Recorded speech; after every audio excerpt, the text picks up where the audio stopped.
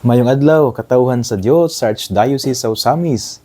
Sa ngalan sa tong kalahuron nga Arsobispo, si Archbishop Martin Sarmiento Khumuwadidi, ug sa kahupungan sa Tibuok Kaprian dinhi sa lokal nga simbahan sa Osamis, kini nausab si Reverend Father Eman Pujutan ang magahatod kaninyo sa pagpamalandong nato mahitungod sa ato ang ebanghelyo karong adlaw. Mga igsoong ni Kristo, adlaw karon nga Sabado, January 18 sa tuig 2025.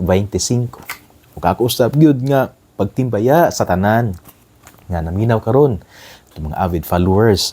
Ako usab nga pagtimbaya sa ato ang mga generous kayo nato nga mga benefactors. Salamat kayo ha sa inyong pagpaambit sa mga grasya nganhi sa ato ang radyo sa simbahan no, ang pulpito sa kahanginan ng DXDD.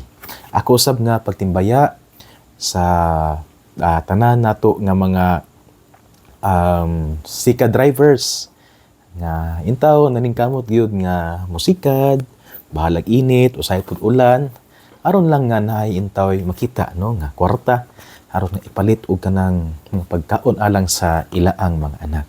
Nindot kini mga igsoon ko ni Kristo, dili ko makalimot gyud sa akong kasinatian.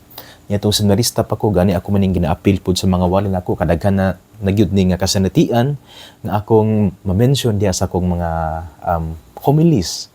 Sa usa ka nako kasinatian mahitungod sa usa ka sika driver, dugay na to seminarista pa ko atong panahona nga kana nagka-istoryanay mi kay nakasagay po ko sa iyang sikat nigadto mo ko og kaning kuta atong panahon na kining dagkot kuskota.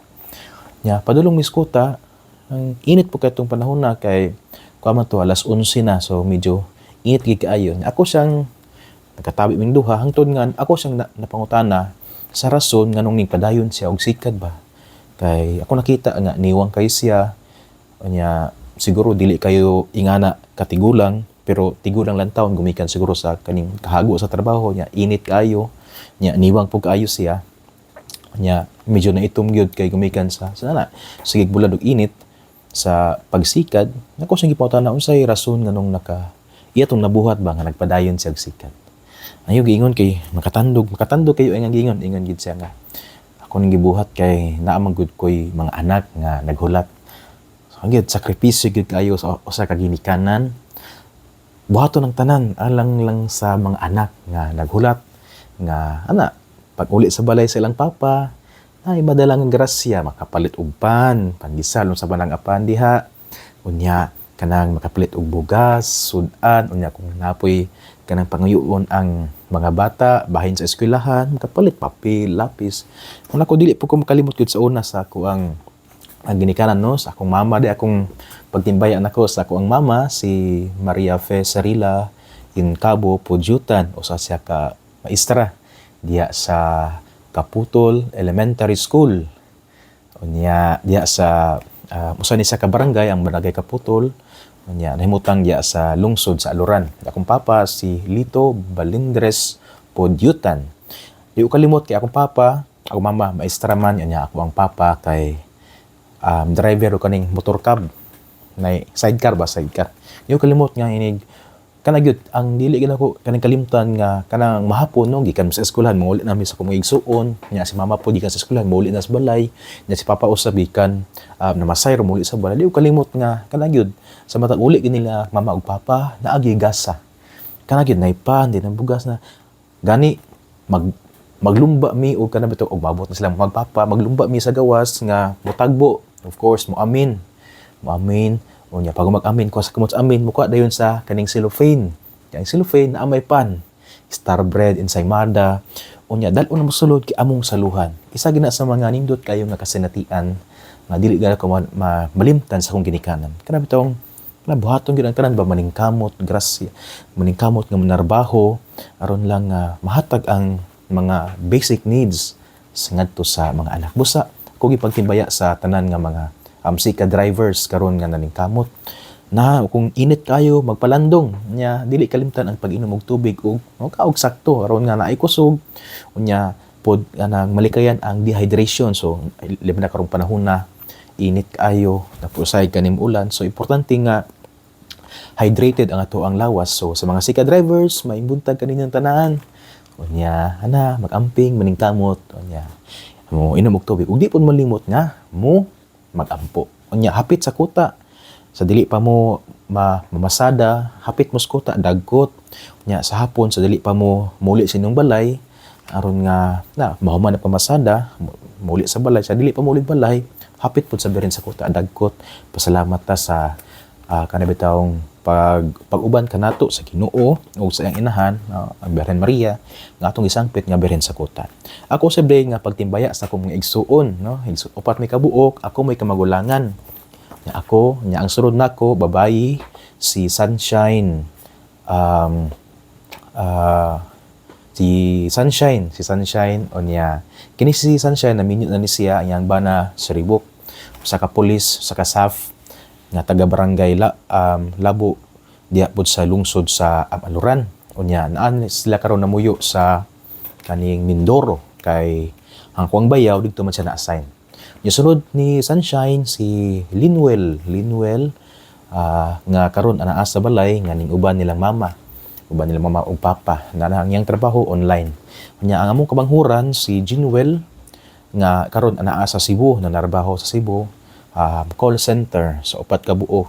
Nya sa una sa mong sidecar, di ba kanang sa cab, na sa ibabaw nga murag na puthaw, na butangan ganyan na og mga ngalan, pintalan nga ngalan. Ang nakabutang gidira kay Sunwells, nga naman kay si Sunshine, o sa mong bayan niya. Ang mong pangalan sa kong mga igsuong lalaki, puros nagkatapusan well, Emmanuel, Linwell, o Jinwell. So nakabutang nga Sunwells. So kana siya. Ako di po nga pagtimbaya, no, nining adlaw nga Sabado, sa members nato sa kanang sa Children's Choir diya sa Kota.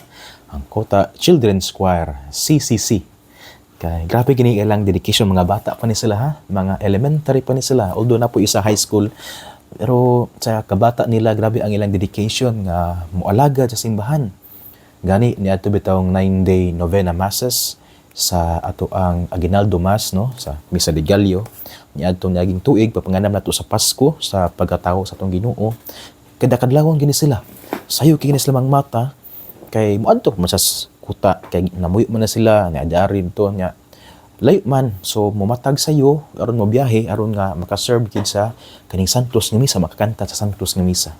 Grabe gini ang ilang dedication, no. Ako lang i-mention, no, ang tigtugtog si Sir Ronel Khumuad. Nya ang mga members sa Kota Children's Choir, silang Kate, silang Princess, silang Precious, si Nicole, si Ayesha, ug ang duha ka igsuon ni Nicole, kay tulungan ni sila, si Nicole ang babayi, yan na sa duha ka igsuon nga mga lalaki. So, subuan ako, si Kate, si Princess, si Precious, si Nicole, si Ayesha, ug ang duha ka igsuon ni Nicole, nalimot lang ko sa ngalan. Salamat kayo, ha, sa inyong taliwala sa kabata, sa inyong edad, sa inyong kabata, pero grabe, na-appreciate yun namo ang inyong dedication sa pag-serve sa simbahan. Mga igsoon na, ingani unta po, no, kitang tanan, no, ayan, bata ganihan, na dedicated kayo nga mga lagat sa simbahan. Kita po unta usab, nga, karabang, mga lagat sa simbahan, nga, dili bitaw maghulat o kanang balos ba. Masay, mga lagad magudta, gumikan kay gusto ta nga magpa-acknowledge ba, gusto ta magpa-recognize. Nya sa itong pagpangalaga, dili ta ma-recognize, mangundang dayon, no, mangluod. So, dili ang tayong ana, no, kuan ba, authentic nga service doesn't need recognition. Usbon ko, authentic service to the church doesn't need recognition, doesn't need to be applauded, to be recognized. Dili kinahanglan. Nga naman, kaya ang imong serbisyuan, although nag-serbisyo sa simbahan, katawhan sa Dios, pero ang pinaka bottom line ko nga nung serbisyo, gumikan kay nahigugmas sa Ginoo. O nahigugmas sa iyang simbahan. Busa enough na nga mohatag ta sa itong kagalingon, mga lagat, balag dili ta makitaan sa mga tao. Balag dili ta i-appreciate sa mga tao, which of course, pasalamatan magid ta.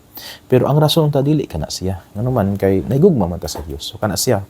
So, ang Kota Children's Choir, Kate, Princess, kang Precious, kang Nicole, kang Ayesha, og napaday si Kyle, limot ko, sorry kay Kyle, si Kyle og ang duha ka igsoon ni Nicole. Salamat kayo, has ni papangalat.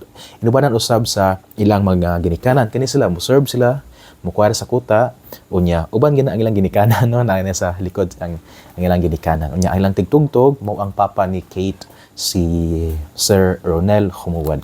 May igsuon dining adlaw nga Sabado, dili nato kalimtan ha, i-greet po nato kagahapon no, adlawng Biyernes, birthday ni Reverend Father Sermi Nard Panghilinan. Karong adlaw, birthday usab ni Reverend Jeffrey Oracion, usa sa atong mga diakono. Kay duha matong diakono si Reverend Ariel Ligaw. So karon birthday ni Reverend Jeffrey Oracion, taga Sinakaban. Unya si Reverend Jeffrey Oracion, usa sa atong mga diakono, ordinahan siya sa pagkapari nga karong Marso 18, Vesperas sa fiesta sa Sinakaban nga kaning parokya. So usbon ko ha si Reverend Jeffrey Oracion, birthday niya karong adlaw. Boss Reverend, happy birthday. Ordinahan sa pagkapari karong March 18 diha sa Sinakaban. Unyang usa ka diakono si Reverend Ariel Igaw, ordinahan pod siya sa pagkapari karong March 14. Karong tuiga dira sa parokya sa Holy Rosary sa Dakbayan sa Oroqueta. Busa, Reverend Jeffrey Oracion, congratulations, happy birthday. Kung panghinaot nga hatagan ka og kanabitaong dugang krasa sa Ginoo aron ikaw makapangalagad. Unya ang dugan pod nga kanang kasuod diha sa to ang Sacramental Brotherhood sa Presbyterium sa Archdiocese sa Osamis. Murag taas-taas mo na akong greeting. Murag 11 minutes na mo na akong greeting. So, anyways, na lang. Mag-igsoon ko dahil kaso ni adlaw nga Sabado, nga itong Ebanghelyo atong kutloon sumala sa Ebanghelyo ni San Marcos. Himayaon ko ikaw o Ginoo. Si Jesus mibalik na usab sa daplin sa lanaw sa Galilea, ug may panon sa katawhan nga midugo kaniya ug gitudloan niya sila. Unya, samtang naglakaw siya, nakita niya ang usa ka kobrador sa buhis nga si Levi, anak ni Alfeo, na naglingkod didto sa iyang opisina. Miingon si Jesus kaniya, "Sunod ka nako." Og mitindog si Levi og misunod kaniya. Wala madugay, mikaon si Jesus didto sa balay ni Levi. Di kay daghang mga kobrador sa buhis ug mga makasasala nga misunod ka Jesus. Kung pipila kanila nakigsalo kaniya og sa iyang mga tinun-an. Sa maong dapit may mga magtutudlo sa balaod nga mga Pariseo. Og nakakita sila kang Jesus nga nakigsalo niining mga kobrador sa buhis og sa mga makasasala. Busa nang utana sila sa mga tinun ni Jesus. Nganong nakigsalo man siya sa mga kobrador sa buhis og sa mga makasasala? Nakadungog si Jesus kanila og mitubag. Wala makinahanglan og mananambal ang mga tawo nga maayong lawas, kundi lamang ang mga masakiton. Wala ako moanhi sa pagdapit sa mga matarong, kundi sa mga makasasala. Ngigsuon ang Ebanghelyo sa atong Ginoo. Daygon ko ikaw o Kristo. Ngigsuon ang atong Ebanghelyo karon, atong gikutlo sumala sa Ebanghelyo ni San Marcos, Kapitulo 2, versikulo 13 hangtod sa 17. Sumpay sa atong Ebanghelyo kagahapon. Kagahapon sa itong Ebanghelyo atong nadungog nga giayon ni Jesus ang usa ka paralitiko nga gidala sa iyang mga higala. Padulong kang Jesus, giagi nila sa atop kay daghan kay mga tawo unya mas gani sa portahan wala espasyo. Karong adlaw atong nadungog nga atong Ebanghelyo naghisgot og duha ka eksena. Una, ang pagtawag kang Levi o sa Ebanghelyo ni San Marcos gitawag siya Levi, pero sa Ebanghelyo ni San Mateo siya mao si Mateo. Ang kobrador sa buhis, usa sa mga apostoles ni Jesus, usa-usab sa mga ebanghelista. Unya ang ikaduhang eksena mo ang si Jesus uban ang mga makasala, mga kobrador sa buhis nangaon didto sa balay ni Levi, diin gisaway siya sa mga Pariseo ug sa mga magtutudlo sa balaod. Kini katong ebanghelyo karon mga igsuon nindot kayo. Tungod kay nagtudlo kini kanato nga ang ato aday nga simbahan dili siya simbahan nga exclusive. Unsay pasabot nako? Nga ato ding simbahan sanglit mao man ang simbahan nga tinukod ni Kristo. Kita man ang lawas ni Kristo, nga si Kristo ang ulo, ang founder. Kita di ay dili dayta simbahan nga exclusive. Pasabot dili kita simbahan nga ato ang isalikway ang mga makasasala ug ato rang dawaton ang mga santos. Usbon ko, kita di ay usa ka simbahan nga dili exclusive. Buot pasabot, dili kita simbahan nga alang lang sa mga balaan. Ug ang mga makasasala, i-etsa fuera nato. Walay labot ang makasala, no. Kay kita simbahan nga inclusive. But pasabot usa kita ka komunidad sa mga balaan ug sa mga makasasala.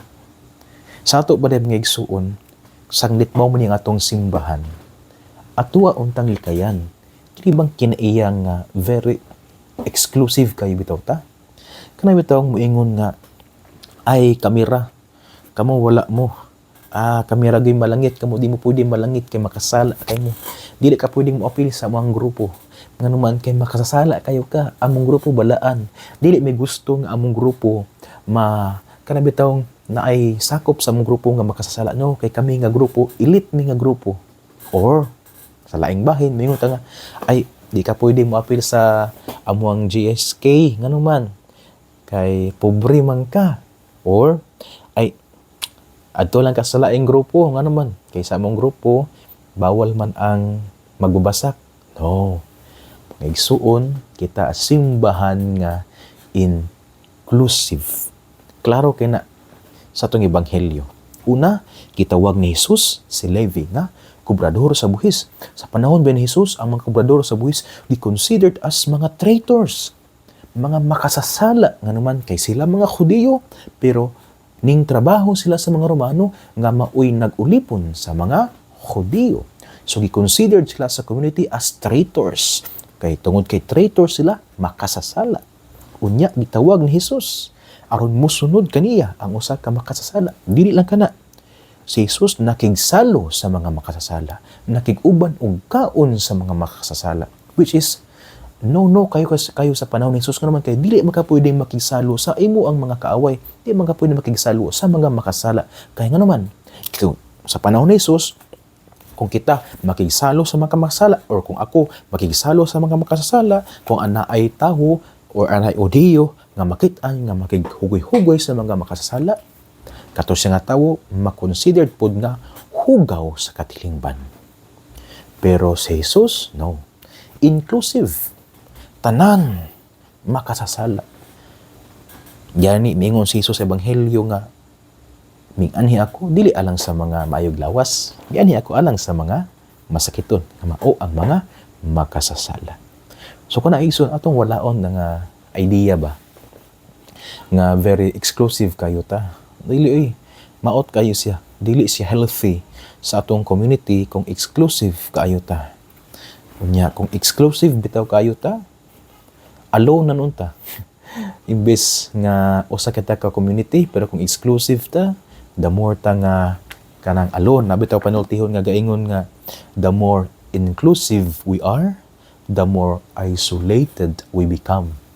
Kung exclusive ra kayo ta, isolated ta, kita-kit, dili mahayo. Kay community man ta. Usbo nako atong likayan kanang exclusivity sa atong simbahan. Inclusive ta, alang tas tanan. Busa, dili na to isalikway kung siya makasasala. Atong dalon sa simbahan. Busa, dili na to biyaan kung sila nagkalisod-lisod, libradi sa panaw o tunob sa ilang pagtuo. Ato silang tabangan. Naglisod na gani, kasala na gani, nagpalayo na sa Ginoo kay nakasala, ato pa noon nga isalikway, hindi maayo. Remember, kinsa man day ang walay sala nato dinhi karon. Kita mang tanan makasala, maski magani si Pope Francis niingon nga, di ba sa iyang moto, miserando atque elejando. Pasabot nga miserable pero gikaluyan, gipili. Wala man ta, kita makasala man ta. Lingkamot ta nga magbag-o. Wala nagpasabot nga kita na lingkamot nga magbag-o, kato silang uban nga makasala atong istil ko, no, dili pwede. Kaya dili man ta pwede makaingon nga ako ray malangit. Sila dili pwede. Si Kristo ning anhi alang sa tanang mga makasala aron sila maluwas, provided that ang mga makasasala maghinulsol sa ilang sala, mobiya sa sala o mobalik kang Hesus. Muna ang ngigsuon, likayan ang exclusivity, atong embrace ang inclusivity sa atong simbahan.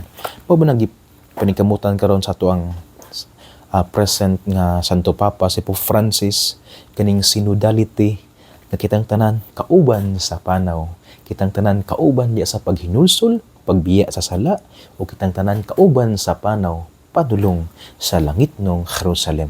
Ana ay paglaom. Hope does not disappoint. Karon year of hope, no? Ang ipakitaan kadto nga ang year of kita pilgrims of hope. Magpapanaw nga malaumon kitang tanan. Kay kita malaumon man ta nga ning panaw nining maong dalan padulong sa langit.